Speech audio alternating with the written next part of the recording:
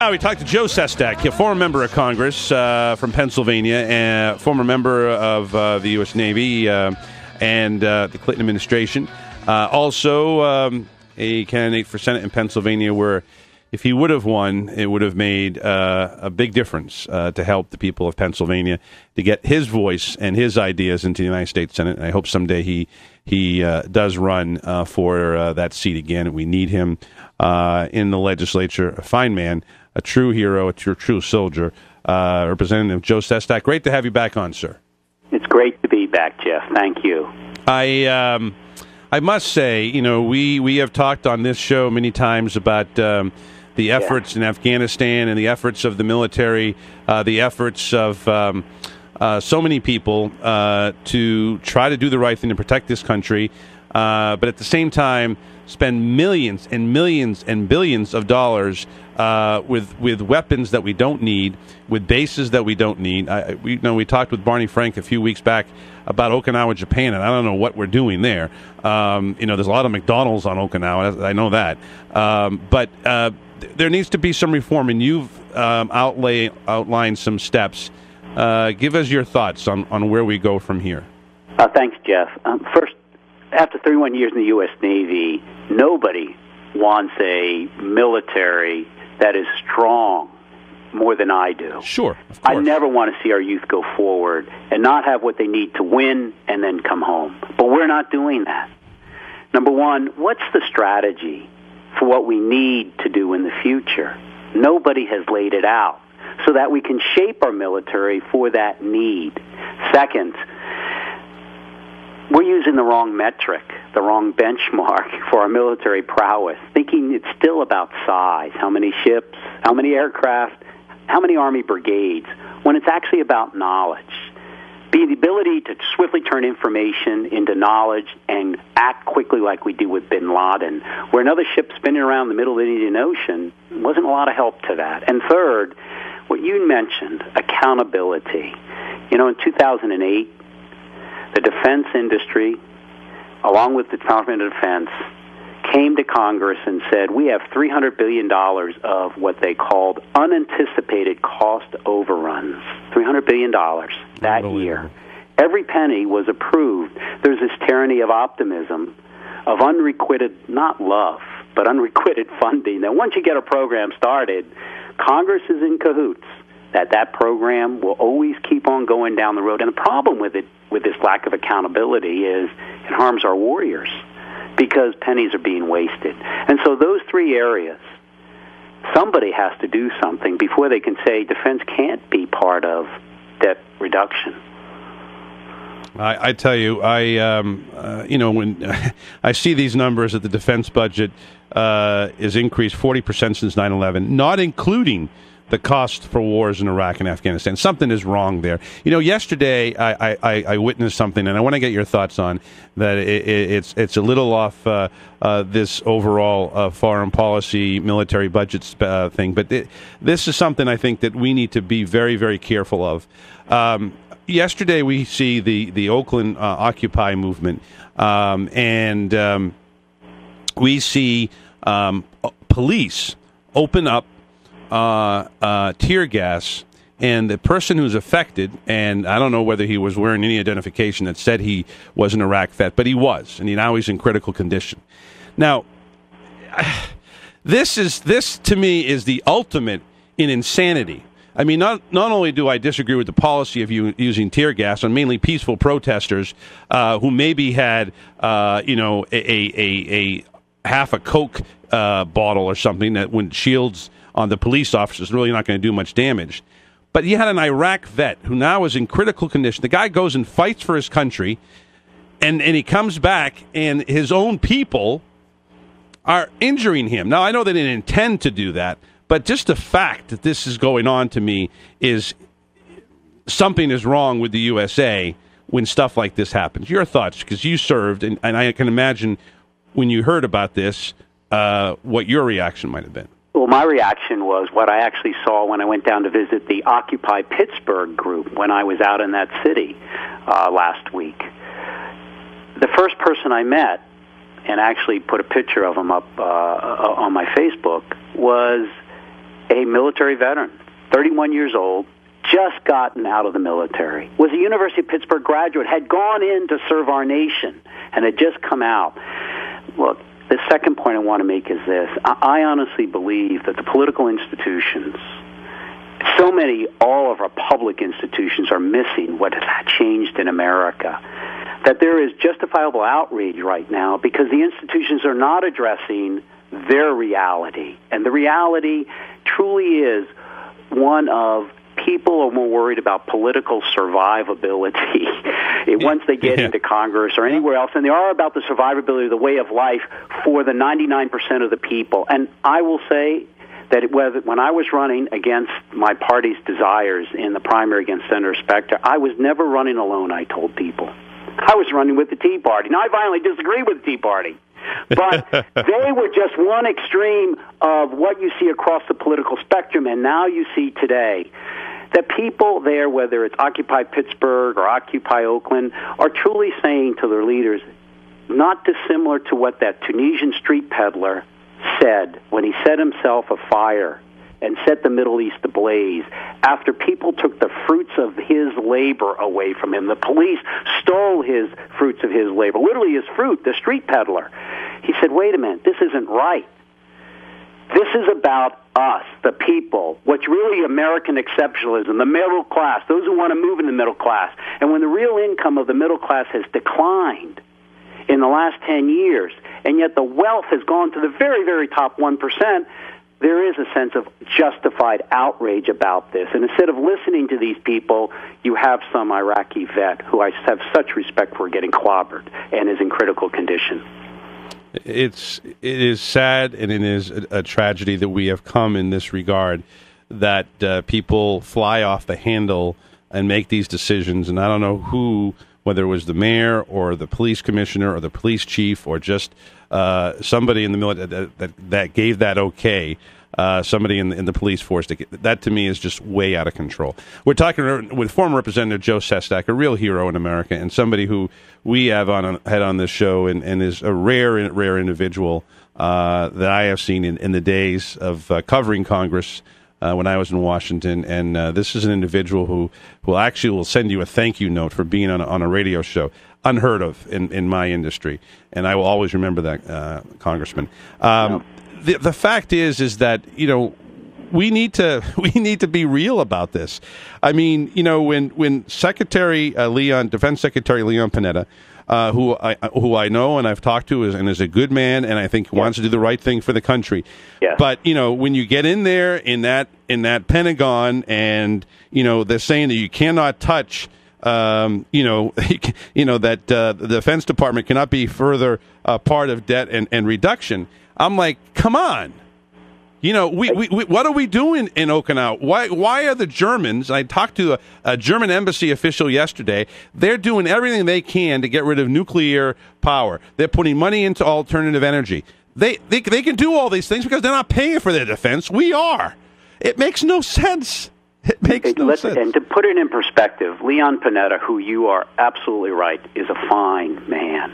Yeah. When he made a speech about a week ago on our future and defense, what was missing in it was a strategy. Since almost the last 20 years, since General Colin Powell was chairman of the Joint Chiefs of Staff after the Cold War ended, the strategy has always been to do two wars nearly simultaneously.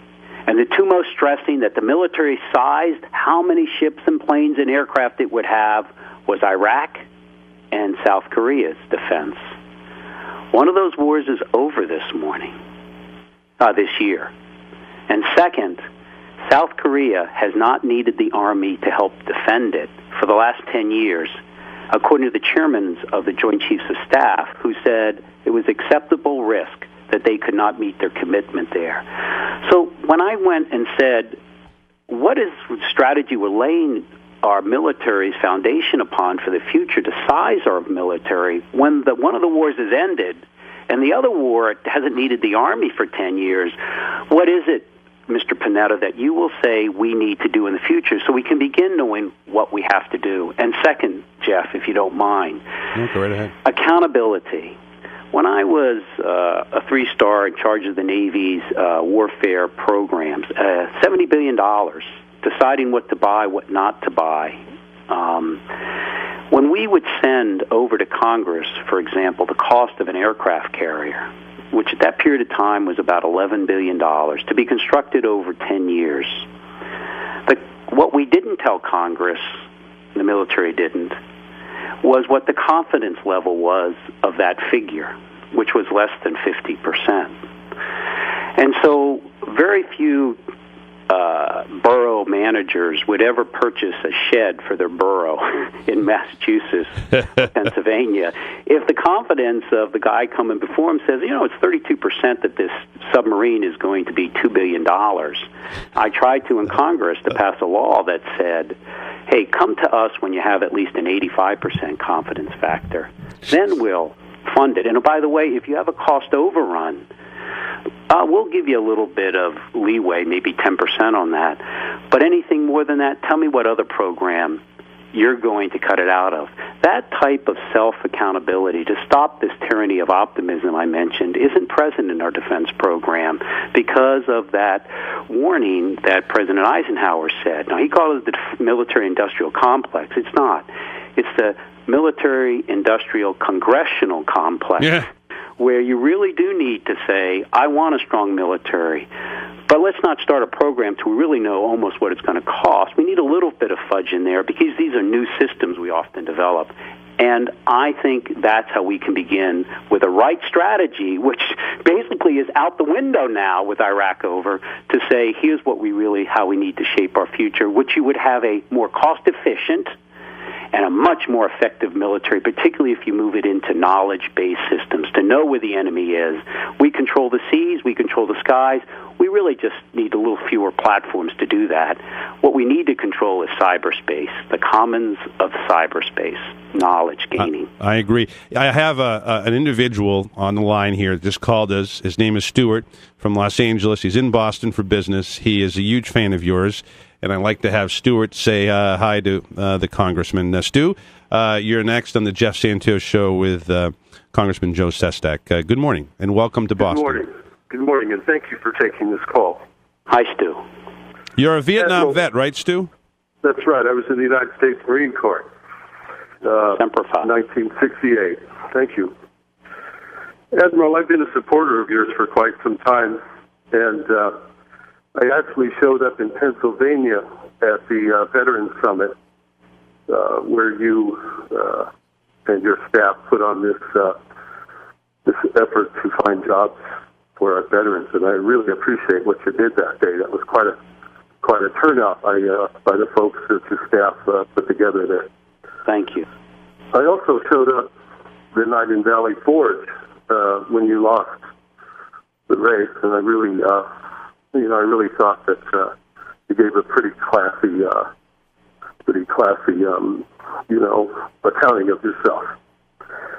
But as a Marine Admiral, my concerns today turn to these protests where a new generation of veterans is showing up at these sites and speaking out. They've been very critical of the life of Sean Hannity. They've been very critical of the New York Police Department. And then we got this young kid in Oakland who's in critical condition. Right. We were talking about it just a second ago, Stu, if you heard that. Yeah. Now, I can get a little Marine blunt and a little inarticulate, but I think I can get my point across. And I'm asking that you, perhaps, share with us your opinion on why it is that these Marines now are stepping out of the crowd in very uncertain terms, expressing their frustration. First of all, I thank you for your service, Stu. Semper Fi. And second is thank you for support of me. And third, I think it's absolutely natural for them to step out on this. The enlisted men and women of the U.S. military are the middle class of the military. When General Akhrameyev came over from the Soviet Union and he visited our aircraft carriers, he visited our bases. He visited lots of places, including the Pentagon, the command and control of our military, when Admiral Krause said to the general, "What is it that most impressed you?" He said, "Your enlisted man. You were the heart of our military." When they step out, having seen that they were in the military where everyone had health care, where everyone got an educational opportunity, where we actually gave you an opportunity within the military to go to college, to where, though, we also held them accountable for their missions, they step out and see, as they want to be the middle class in America, that there is no accountability in Washington, D.C. for the middle class, that people would rather stop health care for everyone. We lose $150 billion a year in productivity for our nation because of the under and uninsured. We didn't give health care to the military because we were liberals. We, on the whole, were anything but. We give it because it paid dividends to our nation. And then they come out and see you cannot afford education. So they're giving justifiable outrage for having been in a template which worked for not just our military, but for the America for 2+ centuries, and they are uneasy, and that's why it is. And let me say one last thing, if I could. I'll be spending November 11th, Veterans Day, in a maximum security prison up in Pennsylvania, over in Pennsylvania. I'm in Delaware County. I do it every year to go to a maximum security prison to visit our vets, particularly our Vietnam vets, who we kicked to the side of the curb in 2 recessions there were when they came home. PTSD we wouldn't recognize. Today we're seeing the homeless are having the Iraqi and Afghanistan vets show up earlier than the Korea or even the Vietnam vets. We are not taking care of our military to come home, and I'm merely visiting the maximum security prison to say thank you to our vets who are in there, because 47% of our vets are in jail in Pennsylvania because of a drug or alcohol-related crime, where they didn't get the care that they should have gotten. They fell into, there's a recession as our Iraqi vets are coming home, just like in Vietnam, and they can't get a job, and then they fall into something and crimes committed, and someone needs to say thank you for their service still. I thank you for yours. I think what you see in the military, where we merely copied what our nation was doing over the last couple centuries, is why you see so many military saying, wait a minute, it's not working when I get out here in this nation. We need better leaders of accountability for our people, for our middle class, and those who yearn to achieve the American dream to be in it.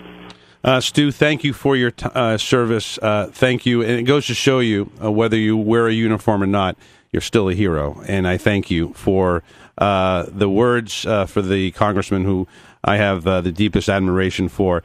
And I thank you for taking the time to call in. We need to make sure that we recognize the folks that are in the Occupy movement. And when they have already made a sacrifice, like that gentleman in Oakland did by going to Iraq and being treated like that, we need to make it very clear that that's not what America is, has ever been, and should never be. Thank you, Stu. And tell your friends, and you can always listen to us online at revolutionboston.com. Thank you for the call. Thank you, sir. Thanks, Stu. Well, that's a great way to end this segment, Congressman. I wish you were still there in the legislative body. We could obviously use somebody who understands, and can speak his or her mind on this issue. And I thank you for your time. I thank you for your service, in both in the legislature and in the military. Let's keep in touch. We look forward to talking to you on this show, as well as Rebuild America, which we need to rebuild the military in a way that is reflective of the United States. Thank you, sir. Thank you, Jeff. Have a great day. You too.